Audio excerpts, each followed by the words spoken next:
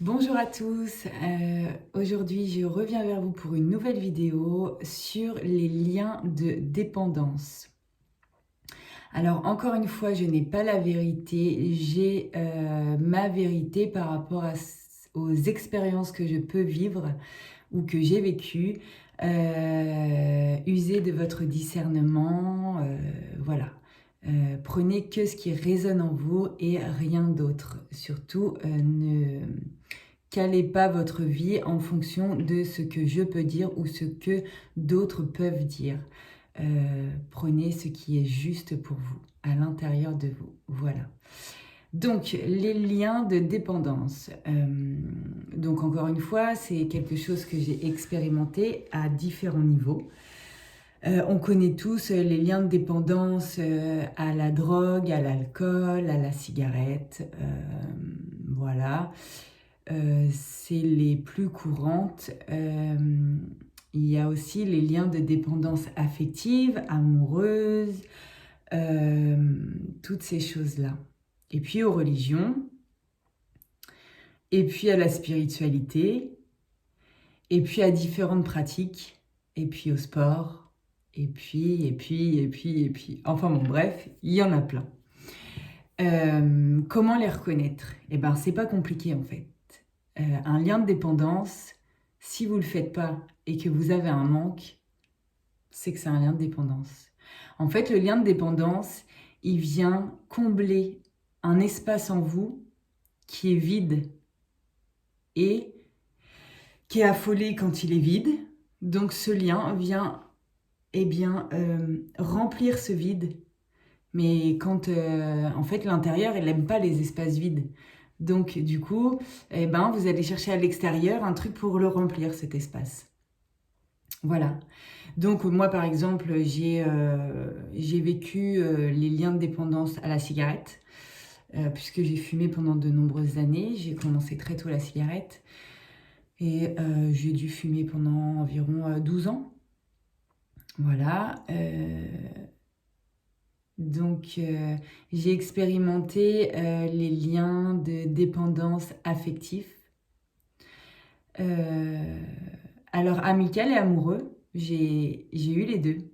Voilà. En fait, je tombais toujours sur des gens en amitié qui étaient plus ou moins possessifs. Et en amour, en fait, c'est pas compliqué. C'est que, en fait, c'est quoi l'amour? Quand vous aimez quelqu'un, que ce soit un homme, une femme, un être, voilà, au sens large, cet amour, ça doit vous apporter. Et ça ne doit pas combler un espace. Si vous vous dites «Oh, mais moi je ne peux pas vivre sans lui, parce que voilà, il est à l'intérieur de moi. Mais demain, s'il s'en va, je suis fracassée en 1000 morceaux. Alors je dis pas que demain, mon mari s'en va, je vais avoir le grand sourire et voilà. Non, parce que il y a de l'amour, mais de l'amour. Je sais pas comment expliquer. Ça comble pas un trou en fait, ça comble pas un vide. C'est un plus dans votre vie. C'est un plus. Demain, si vous devez faire quelque chose seul, sans cette personne, sans cet être, eh bien, vous le faites quand même. Il n'y a pas de ah ben non, mais moi je peux pas le faire parce qu'il est pas là avec moi, quoi. Ou elle est pas là avec moi. Ben non. Et si c'est le cas, c'est une dépendance affective, une dépendance amoureuse. Je peux pas faire les choses sans lui, sans elle. Ah bah non, on fait tout. Alors on fait tout à deux, machin. Je juge personne. Encore une fois, chacun vit sa relation à sa manière. Mais attention à ne pas réussir, par exemple, à prendre des décisions sans lui ou elle. Ne pas réussir à faire quelque chose de simple sans lui, sans elle, sans cet être. Vous êtes un être à part entière. Vous savez prendre des décisions, vous savez. On n'a pas besoin de s'accrocher à quelque chose. Voilà. Donc moi, ça, je l'ai vécu. Quand j'étais beaucoup angoissée, tout ça, c'est des choses qui rassurent, hein. Donc, paf, on se met un petit lien, il y a une petite corde entre nous. Et même si l'autre ne le ressent pas comme ça, à l'intérieur, moi, je me disais, ah non, je peux pas faire ça parce qu'il n'est pas là, donc je vais attendre qu'il revienne pour le faire. Mais lui, il s'en rendait pas compte. Il le sait même sûrement pas. Mais c'est comme ça. Parce que c'est insurmontable de pouvoir le faire tout seul. Donc ça, c'est un lien de dépendance. J'ai vécu le lien de dépendance au sport. Bah oui, parce que si je faisais pas de sport, j'étais pas bien. Alors, encore une fois, le faire du sport, c'est très très bien. Enfin voilà, il y a des gens où ça leur correspond, il y a des gens où ça leur correspond pas. Voilà, faites ce qui est juste pour vous, encore une fois.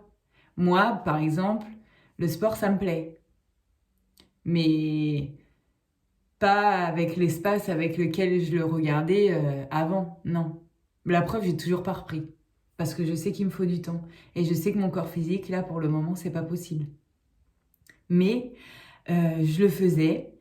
Je faisais du sport tous les 2 jours à peu près, intensif. Et il était hors de question que je loupe mon jour de sport. Non. C'était vital, entre guillemets. Ben oui, mais en fait, si je le faisais pas, j'étais pas bien. Voilà, le lien de dépendance. Parce qu'en fait, quand vous le faites, c'est un plus. C'est, oh là là, ça m'a fait super du bien. Mais si vous le faites pas, c'est pas grave, en fait. C'est quelque chose, il y a vous plus le sport. Il n'y a pas vous et le sport. Ça ne doit pas venir combler un espace. Parce que souvent, comme moi, je faisais du sport pour me vider la tête. Enfin, ça, c'est ce que je pensais. Parce que oui, ça dure le temps du sport. Et encore, si on a la tête dure comme moi à la fin, ça ne suffit plus. Mais en général, voilà, ça nous vide la tête, on prend l'air, voilà, on évacue, on évacue, on évacue. Oui, alors on pense évacuer, ok. Mais regardez 2 jours après ou 3 jours après, est-ce que les émotions sont toujours là? Les mêmes émotions, est-ce qu'elles sont toujours là? Les mêmes questions, est-ce qu'elles sont toujours là? Eh bien souvent c'est oui. Alors je ne suis pas une généralité encore une fois, je vous dis ce que j'ai vécu et expérimenté. Voilà. Donc ça c'est pour le sport. Qu'est-ce que j'ai pu expérimenter aussi? Lien de dépendance, un peu à la nourriture aussi. Hein, ah bah non, si je mange pas, je vais pas être bien, je vais pas tenir la journée. Oh là là là là là là. Catastrophe quoi. Alors que pas forcément. Mais ça, faut expérimenter, encore une fois. Lien de dépendance, voilà, tout simplement. Ce lien de dépendance, il est là pour vous raccrocher à quelque chose. En fait, on n'a pas besoin de ça. L'espace vide, vous avez réussi à évacuer quelque chose, maintenant c'est vide. Eh bien, remplissez-le avec de l'amour pour vous-même. Déjà, ça sera énorme. Ou, je sais pas, mais quelque chose qui est à l'intérieur de vous, qui vous appartient à l'intérieur de vous. Et pas quelque chose d'extérieur. Parce que le temps qu'on s'accroche à des choses extérieures, eh ben, on n'est pas avec soi. Eh bien, on n'y arrive pas. Parce que tôt ou tard, ça revient. Moi, je parle de ça parce que voilà, j'en ai fait l'expérience et je connais des gens aussi qui sont dans ce lien-là. Et c'est très... ça fait drôle de se dire que une personne, en fait, elle peut pas prendre une décision toute seule. Faut qu'elle demande. Alors, je dis pas, quand on est un couple, on prend des décisions à deux, ceci, cela, ok, on est d'accord, on n'est pas dans les extrêmes. Mais quand c'est pour vous, prenez votre décision pour vous et c'est loin d'être égoïste. Ce qui est juste pour vous ne sera pas forcément juste pour l'autre. Donc forcément que ça va pas forcément résonner avec l'autre. Mais voilà, dans la juste mesure, prenez votre décision qui est juste pour vous. Et évitez tous ces liens de dépendance. Les liens de dépendance à la spiritualité. Ah oui, alors ça, je voulais vous en parler parce que ça, c'est énorme. Moi, je suis passée par là. Il n'y a pas longtemps que je m'en suis rendu compte. Voilà, je fais mon bonhomme de chemin, je découvre des choses sur moi, ok. Là, je me dis, faut que je me mette en action, hein, forcément. Ok, donc je rentre un petit peu dans la spiritualité. Et puis là, voilà, est venu, oh là là, bah oui, mais attends, un être spirituel, c'est quelqu'un qui médite tous les jours, 1 heure par jour au moins. C'est quelqu'un qui ne fait pas ceci, ne fait pas cela. C'est quelqu'un qui a toujours le sourire. Oh là là, mais moi, j'ai pas toujours le sourire aussi, comment je fais? C'est quelqu'un qui a que des belles pensées. Ah ouais, mais attends, moi, c'est pas ça. Par moment, ben, j'ai pas de belles pensées. C'est quelqu'un qui fait du yoga, par exemple, tous les jours. C'est quelqu'un qui fait ceci, c'est quelqu'un qui fait cela, et voilà. Et il y en a plein d'autres. C'est quelqu'un, c'est quelqu'un, c'est quelqu'un. Et en fait, eh ben, lien de dépendance, clairement. Bah ouais. Parce que je dis pas que faire du yoga c'est pas bon, pas du tout, ou que c'est bon, pas du tout. Encore une fois, faites ce qui est juste pour vous. Ce qui est pas bon, c'est de pratiquer avec cet espace qui est vide pour le remplir. Parce que bah, quand vous le faites pas, vous n'êtes pas bien. Donc ça veut dire qu'en fait, à l'intérieur, ça va pas. À l'intérieur, ça s'agite. À l'intérieur, bah, c'est vide, donc ça demande à être rempli. Mais est-ce que ça demande à être rempli par quelque chose d'extérieur? Je sais pas, je pose la question.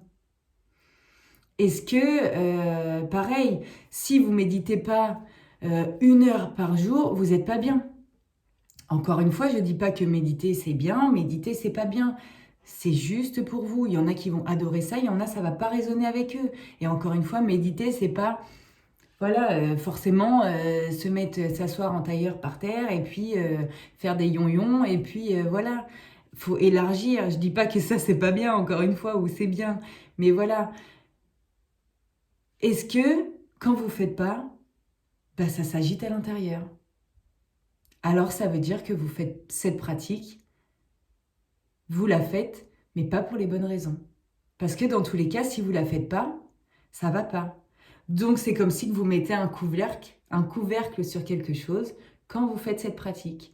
Mais quand le couvercle est parti, eh ben on revoit cet espace qu'on veut absolument pas voir. Hop, donc on refait cette pratique. Voilà.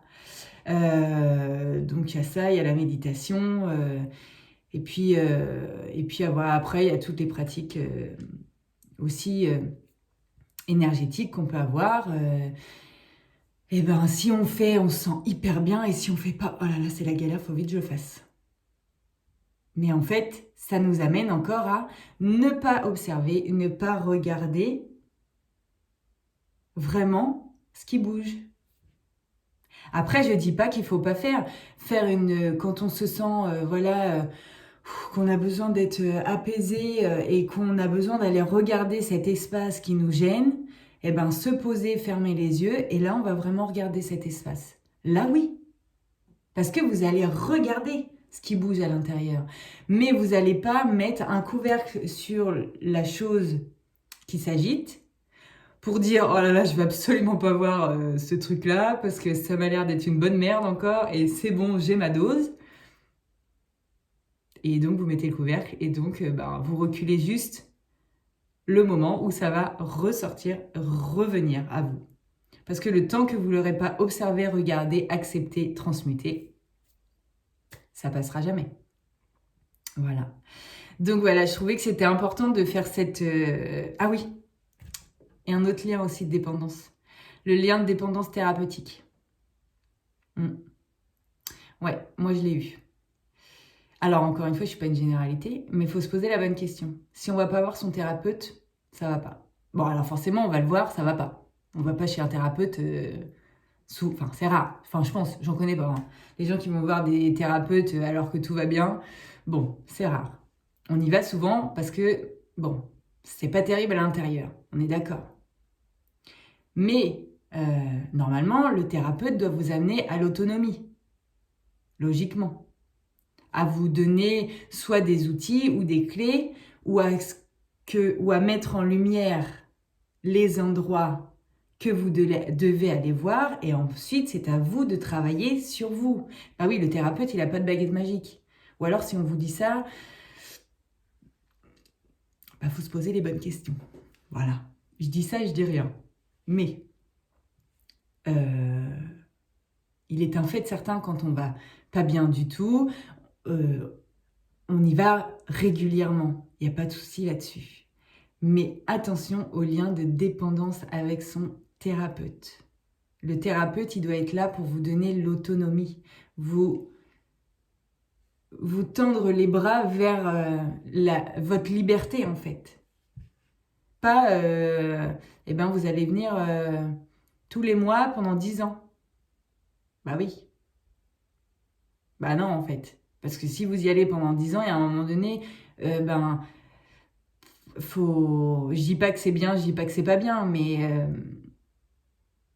soit que la chose ne vous correspond pas, ou il y a un moment donné, il faut faire... Voilà, moi, ça m'est arrivé d'être dépendante du thérapeute.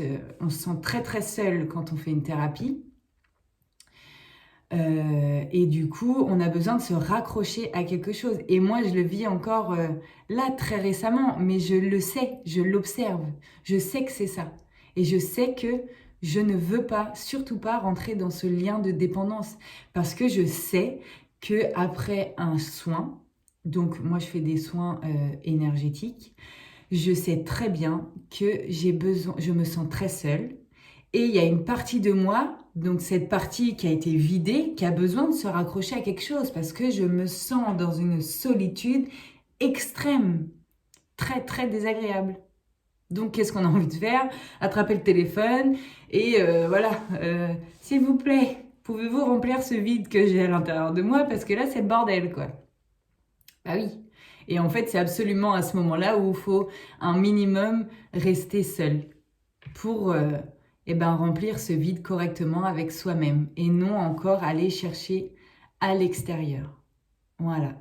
Et ça, ce lien-là, il est hyper important parce que j'en parlerai sûrement plus tard, mais moi-même,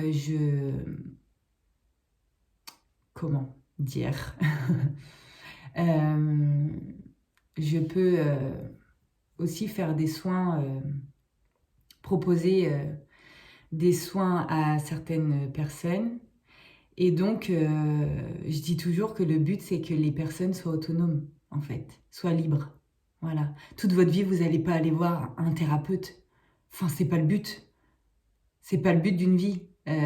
Votre mission de vie ou votre chemin ou je ne sais quoi, c'est pas aller voir un thérapeute toute votre vie. Bah non. Non, non, pas du tout. Le but, c'est que vous soyez libre, autonome avec vous-même et hyper heureux avec vous-même. Et dans l'amour, voilà. Et on doit tous expérimenter pour en arriver à là. Voilà. Donc bon, voilà. Ce lien-là, je trouve qu'il est hyper important parce qu'on peut vite se laisser... Et encore une fois, c'est juste... Si vous le vivez, c'est que c'est juste pour vous. Vous devez le vivre pour vous prendre de la hauteur, le regarder, vous en détacher après. Je dis pas que vous êtes dans des liens de dépendance. Oh là là, bah ouais, ce qu'elle dit, bah moi je suis dans un lien de dépendance, bah comment je vais faire, c'est le bordel. Non, c'est parce que en fait, eh ben à ce moment-là, vous devez le vivre, vous devez l'expérimenter, vous devez le regarder et le comprendre. Et vous devez vous en détacher forcément, mais seulement si c'est juste pour vous à cet instant. Ne vous mettez pas de pression. Voilà. Tranquille, quoi. Moi, je m'en suis aperçue de tout ça il n'y a pas si longtemps que ça. Ça fait 10 ans que je travaille sur moi. Donc, voilà. Pas à pas, on prend conscience de choses extraordinaires. Et on se libère et on déverrouille, on déverrouille, on déverrouille et on déverrouille. Et ça, c'est la chose extraordinaire. Bah oui, le travail, de toute façon, c'est de toute une vie. Alors, vous mettez pas de pression. De toute façon, on aura toujours des petits trucs pour venir nous titiller, pour dire « Ah, regarde cet espace-là. Ah, bah tu croyais que c'était réglé? Eh ben non. Eh ben voilà, t'as encore du travail à faire dessus. Eh ben ok, c'est ok. C'est parce qu'avant, on n'était pas prêt, mais maintenant, on est prêt à le regarder. Donc, on va le regarder, on va l'observer, on va l'accueillir, on va l'accepter et on va le transmuter. Et on va se remplir de notre intérieur et non de l'extérieur. Voilà. Je vous souhaite plein de belles choses. Je vous souhaite une très belle journée ensoleillée. Il y a un soleil magnifique aujourd'hui. Et je vous dis à très très vite. Prenez soin de vous et surtout de votre intérieur. Bisous à tous.